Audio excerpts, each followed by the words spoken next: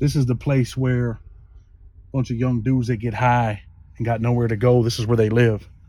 Sometimes I bring food down here and I bring clothes. I'm going to bring some clothes down here. But can you believe that human beings are living like this? These are the people that just allow their addiction, people like Kyle, to overcome their lives, man. And this is how they live. And you got to think, like, when do you hit the bottom, man? When is enough enough? This is outrageous, man, that people live like this, huh? Just, man, let your addiction cause you to live like this. This is my city, man. This is my neighborhood. This is ghost town right here. This is the type of shit that you see. Try to help these people out, man, as much as I can, but sometimes if they won't help themselves, what are you supposed to do?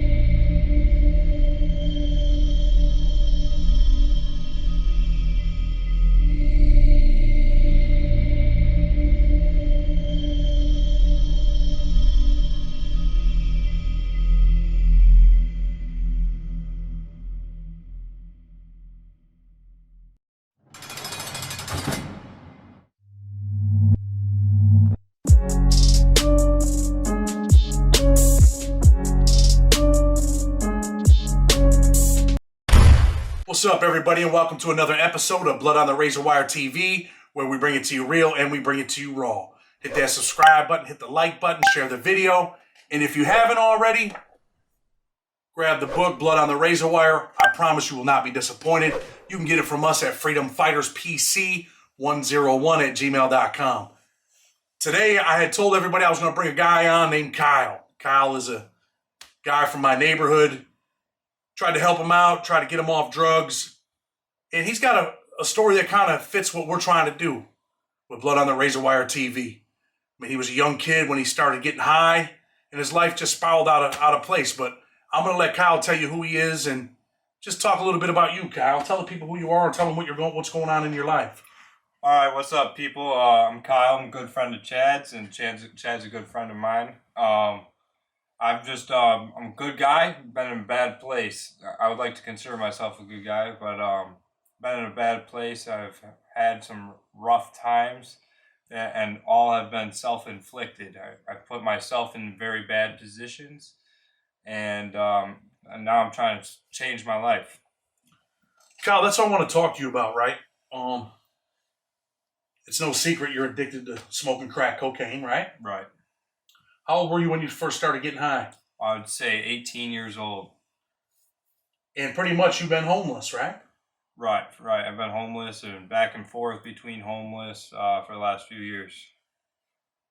And I kind of took you off the street, gave you a place to live. You told me you wanted to get your life together. Right. Gave you a job. You were working for my construction company. Right. And you kind of slid off the deep end, right? Went Yeah. back to getting high. Right. I was doing good, too, and making good money. You got to spin the chair. So, that's kind of what I wanted to talk to you about. Tell the people kind of how you're living now. Are you homeless? What's going on with your life? Well, yeah, I'm still currently homeless. I don't have any place that I call home. I never know where I'm going to sleep, at the end of the night. Pretty sad, right? Yeah. Just take it one day at a time. One day at a time. I've extended my hand. I tried to help you. And we got a hold of each other about a week ago. I hadn't talked to you in a while, right? Right. I seen you a couple weeks ago on Lyle Avenue. I pulled over. I gave you some money so you could get something to eat. Right. And then about a week ago, you called me. I gave you some work. Mm-hmm. Brought you to my house. Had my wife cut your hair. She's got a hair salon. Got your hair cut, had you work, put some money in your pocket. And then it was freezing cold outside. And I had to take you back to the place you were staying at. Where were you staying at? Abandoned house. Living in an abandoned house. See, Kyle was living in an abandoned house in my neighborhood, Ghost Town. Um, what was it like to go there at night, freezing cold, man? Um, yeah, man, it was kind of sad, but like in the same sense, I felt a little fulfillment because I had some food in my belly. I had some. You had gotten me some pizza, so I ate some pizza. I had this nice new haircut, so I walked in. I walked into the abandoned house, and immediately people like, there's other people who live there. They like approached me and everything, but like I was freezing cold, but I was content. For some reason, I had like some kind of content, like, and I was just content, like because I had a good day. I had a good day, and I wasn't strung out all day. Even though I went to bed cold, I felt like I fulfilled something, like I had a purpose that day. So I went to bed with like a good frame of mind. Content. It's sad when you're content to be at an abandoned house and Oh you're cold. It's a sad day, man. yeah, I never thought I'd ever be content with that. And you spent your life in and out of jail, right? Yep. How old are you, Kyle? I'm 25 years old today. Is today your birthday? No. Oh, you crazy. So what the hell? And you've been smoking crack since you were 18. What made you smoke crack? Just curious. I started out of anger. There was people around me. I was in an angry situation. I had some problems going on at home, and I kind of just had this I don't care mentality. And I was like, yeah, give me that shit. Is that because you were pissed off at your parents or something? Yeah, something of that nature. I know you had told me that before, so that's why I asked that. So you're pissed off at your parents, and you kind of feel like, well, I'm going to smoke crack to piss them off even more, make Yeah, them mad. yeah. Growing up, my mother always had mentioned about her sister who was a crackhead, and like she hates people who smoke crack. My mother hates people who smoke crack. So for some reason in my mind, I thought that would have been maybe getting back at her or something. I don't know what was going on in my mind that day, but And really, you didn't get back at her. You just started on a road of misery, right? oh yeah, just self destruction. Self-destruction. Ain't that sad? Yeah. So you've been in and out of our county jail, right? It's not a nice place, is it? Nah, man, it's terrible. What makes it terrible? I think the deputies, man. Well, nah, there are some deputies that are cool, but I think there's a lot of them that are smart Alex, and they start to know you, and they develop this relationship with you, and they think it's like cool to poke around at you, but really that gets under my skin personally. Like even I was just in jail like last week for an appearance ticket, and all these deputies, oh hey Maddle, what's going on, Maddle, what's up, and they're banging on my window when they get walk by my holding cell and shit, and saying what's up to me. Like, no, I don't want to talk to you, man. I don't want to tell you how things have been. And I don't know, that kind of thing just doesn't trigger right with me. I don't like that stuff, but I don't really like your answer. But it's your answer. Right. Because I want you to say that you don't like prison or jail because of the food, the environment. Do you ever think about that stuff, or it's just okay because you're used to it now? Well, every time I'm incarcerated, I'm always with somebody that I know because of being incarcerated before. So like automatically I'm recognized, when I get in there by other people. Mhm. So the inmates aren't so much the problem. There are people though who don't know me and will completely try to take advantage of me, completely like try to punk me. I'm a skinny white guy, grew up in the suburbs, and they'll treat me like that. But because so I'd say my first time in jail, it was definitely the inmates. But after I got in a few fights or something like that, where like that gets around and like people started to recognize me. Well, I know the neighborhood that you frequent. I mean, it's a dangerous neighborhood, right? Yeah. And I know you had an incident where about a month and a half ago, 2 months ago, some people jumped on you, right? Oh yeah. What did they jump on you for? They were trying to steal your lottery ticket? Yep. Or... Scratch off ticket. I had a scratch off ticket. I was at the gas station parking lot. They started beating me up in the gas station parking lot. I fought back as much as I could, and then I ran across to the Family Dollar, and they followed me in a car and beat me up over there a little bit, jumped on me over there. And then some guy pulled up and was like, "Yo, y'all better stop jumping on that kid." Some guy that had known me from Jefferson or something like that. So did they hit you with a piece of stick or a 2x4 or something? Yeah. They hit me with. They threw a 2x4 at me. They swung at me with a 2x4, missed, thank God, and then threw it at me as I was running away. They tried to take your shoes? Yep. They tried to take my shoes, like really just trying to completely strip me of my manhood. I felt like. When do you get enough, man?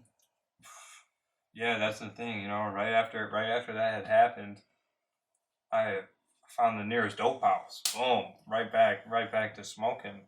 It's like When does it change though, man? it's got to change when you want it to change. It's all inside yourself. You're not ready yet. Me, You're not ready. Yeah. You work hard, man. You get paid money, and you go blow your money. You work all day long. You did the gutters. You were wet. You were dirty. You cleaned the garage. You cleaned the shed. You cleaned up the yard, and then you go spend your money on crack. Right. And it's, I feel like the reason why I do it is it just takes my focus off of what's, all my focus goes on to the drug. All my focus goes to the drug rather than what's going on at home or what's going on with the ex-girlfriend or, what's going on with work. It just takes all of my focus out of the moment and puts me somewhere else, puts me in a different place. Takes me out of the abandoned house that I'm sitting in. That's what's mind-boggling because when I met you, I asked you, "Hey man, you do drugs?" And Amy Kruger's the one that found you. She helps me with blood on the razor wire. And I said, "Hey, you use drugs?" You told me, "No, man, I don't use drugs." And eventually, I found out you use drugs. I give you a place to live at that's got heat and everything, right? And lights and gas and electric. The people there are nice people. They feed you. I went and got you an air mattress, brand new. Got you bedding. I took care of you. I was like investing in you, right? Right. And you allowed your addiction to get you kicked out of the house. You allowed your addiction to send you back into the dungeon, man. And what I mean the dungeon is into the streets. Because where you're living at is probably one of the most dangerous neighborhoods in our city. And you're living in an abandoned house there. You were living over off of Lyle Avenue. You're living, over off of Jefferson. These are dangerous places, man. Yeah. And that's why, Kyle, I don't want to interrupt you, but that's why I ask you, when is the breaking point? When do you say, man, I'm tired of being hungry. I'm tired of being cold. I'm tired of going in and out of jail. When does it, you're not ready. When are you going to be ready? It's just like, what else do I have? Sometimes it's just, I had just met you and you were doing all these nice things for me. And then I had fucked up the situation. And then, what else did I have? When you first met me, I had nothing. I was staying with a random person off of Jefferson Avenue. So it's kind of like, it gets to the point where in my life, I'm so used to, 3 steps forward, 5 steps back every time. So, now I'm just rolling with the punches. I just okay. Oh, lost another job. Oh, lost another friend. Right back to smoking. That's crazy, man. We had you up there. And people should notice that you're 25, but your father's a carpenter. You got a lot of skills. We did a roof together. We did a bunch of work together. You were up there roofing, you're framing, you're painting. You have skills, man. And I think what you're saying is you get to the point where you're so low where you're like, I'm doing good and then I get high and I disappoint everybody. So fuck it. I'm done. Oh, yeah. I'm going back to smoking crack. It's part of the addiction, It just keeps you going back into the addiction. Do you like getting high? Does it feel good? Like I said before, it just kind of distracts me.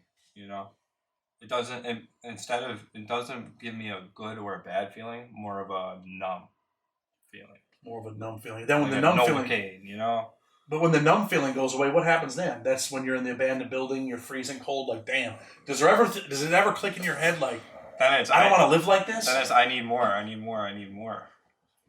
Once that numb feeling goes away, you just want to be numb. constantly.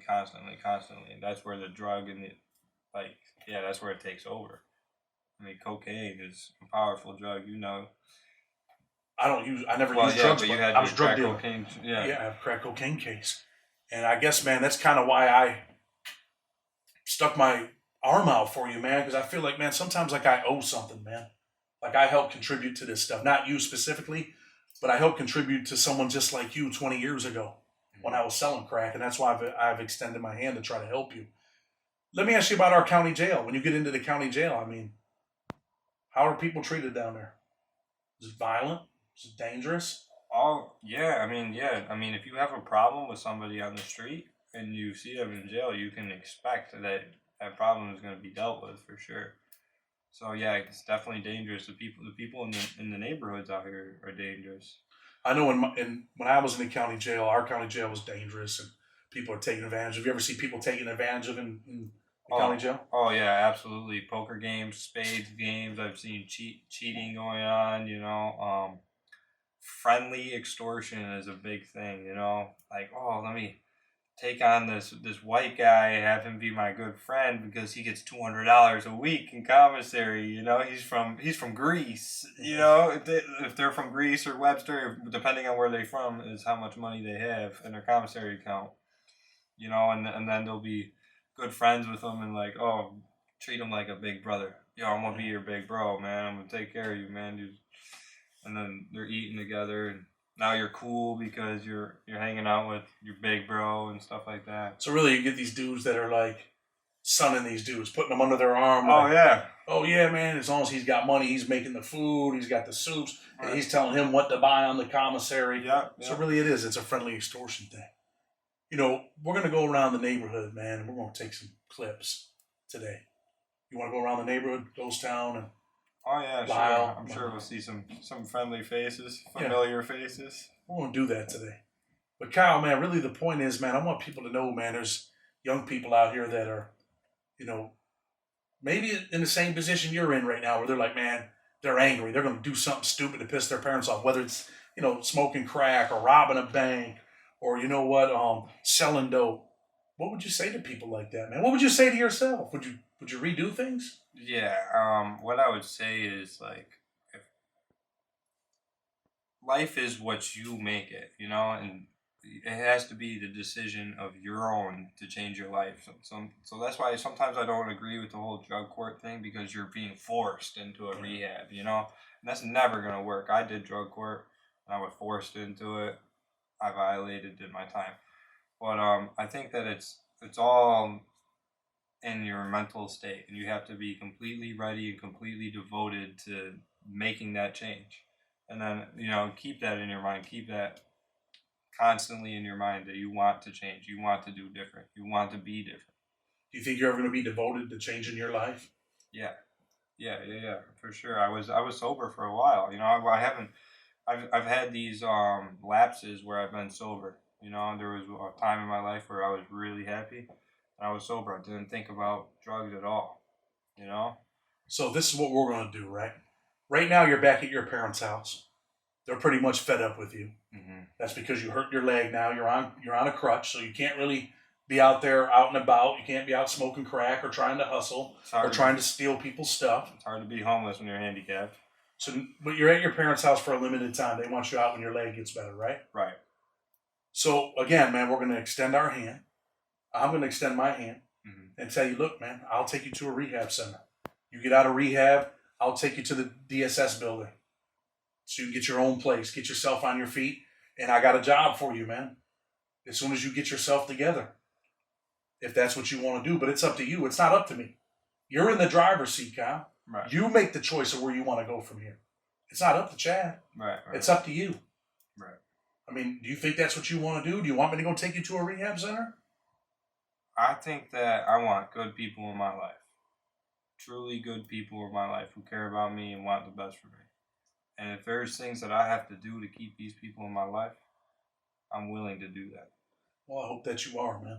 I'm just worried about you being homeless. And I can't bring you into my house, but I have kids here and stuff like that. And right. You have to conquer that addiction, man. And I think that the best plan for you is to leave your parents when they want you to leave, get to a rehab center, Get your shit together. I don't care if it's in Albany. I don't care if it's 5 hours from here. Mm-hmm. I'm willing to take you there. By the time you get out of that rehab center, we'll get you set up with an apartment, a place to live, and I'll give you a job. You got a job.